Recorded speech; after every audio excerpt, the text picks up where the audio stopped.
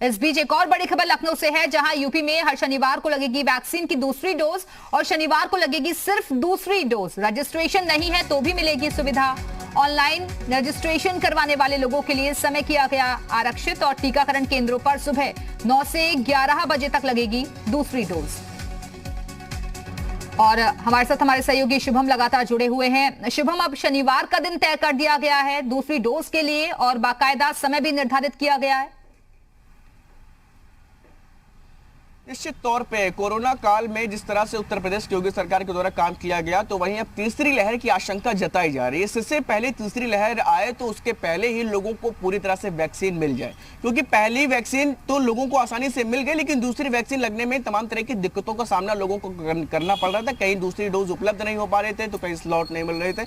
ऐसे में स्वास्थ्य विभाग के द्वारा एक पहल की गई है, जिसके तहत अब शनिवार को एक दिन पूरा डेडिकेटेड दूसरी डोज के लिए कर दिया गया है, जिससे कि ज्यादा से ज्यादा लोग दूसरी डोज ले पाए, पूरी तरह से वैक्सीनेटेड रहे। अगर पूरी तरह से वैक्सीनेटेड हो जाएंगे तो कोरोना की तीसरी लहर का प्रभाव जाहिर सी बात है अपने आप में काफी कम हो जाएगा और कोरोना की तीसरी लहर से कहीं ना कहीं बचा जा सकेगा। ऐसे में शनिवार का दिन सुनिश्चित किया गया, उस दिन सिर्फ कोरोना की दूसरी डोज लगेगी। रजिस्ट्रेशन जिनका हो चुका है पहली डोज लगने के बाद, जब उनका रजिस्ट्रेशन हो जाता है, ऐसे में दोबारा स्लॉट भी लेना पड़ता है। लेकिन शनिवार को दोबारा स्लॉट लेने की अनिवार्यता नहीं है, लेकिन अगर स्लॉट ले लेते हैं तो उन्हें एक तय समय मिल जाएगा। लेकिन अगर वॉक इन दूसरे जाकर के अस्पतालों में जाकर के जहां पर भी वैक्सीन लग रही है वहां पर भी जाकर के वो सीधा अपना वैक्सीन भी ले सकते हैं। दोनों ही विकल्प खुले। अगर आपको स्लॉट मिल जाता है तो भी ठीक, नहीं मिलता तो भी ठीक। दोनों ही परिस्थितियों में आप जाकर के शनिवार को वैक्सीन का दूसरा डोज ले सकते हैं, जिससे कि कोरोना के प्रभाव से, कोरोना के दुष्प्रभाव से बचा जा सकेगा। इन्हीं तमाम बातों को बिल्कुल शुभम, और देखिए कई बार ऐसा होता भी है जब लोग रजिस्ट्रेशन करवा रहे होते हैं तो उस दौरान लोगों को दिक्कतें भी हो रही थी कई तरीके की।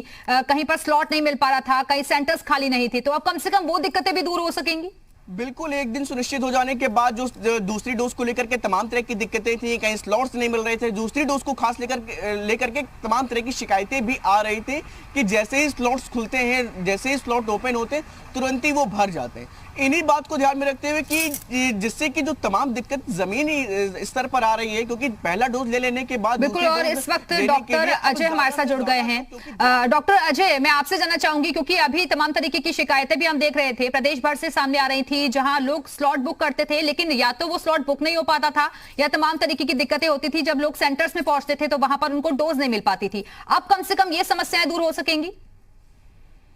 जी, ऐसा है कि सेकेंड डोज, क्योंकि लोग मतलब उतना अवेयर नहीं है, सेकेंड डोज कम लगवा रहे हैं, तो इसके लिए एक स्ट्रेटेजी यूपी में ये बनाई गई है कि सैटरडे को कम से कम कोई फर्स्ट डोज नहीं लगेगी, ओनली सेकेंड डोज ही लगेगी। और इसके लिए लोग जो है स्लॉट बुक करके भी आ सकते हैं और वॉक इन भी जा सकते हैं, लेकिन मेरी रिक्वेस्ट उनसे ये रहेगी कि जितना पॉसिबल हो स्लॉट बुक करके जाएं तो इजी रहता है उनके लिए।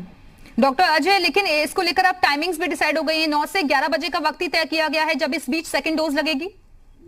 नहीं, उसके लिए ये है कि 9 से 11 को लोग स्लॉट बुक करके आएंगे, उनको प्रेफर किया जाएगा, और उसके बाद 11 ऑनवर्ड जो है वो दोनों को लगाया जाएगा, मतलब चाहे वो स्लॉट बुक करके आ रहे हैं या वॉक इन भी। सर, कई जगह से ऐसी भी शिकायतें थी कि वैक्सीन भी अवेलेबल नहीं थी, अब वो दिक्कतें तो नहीं है कम से कम?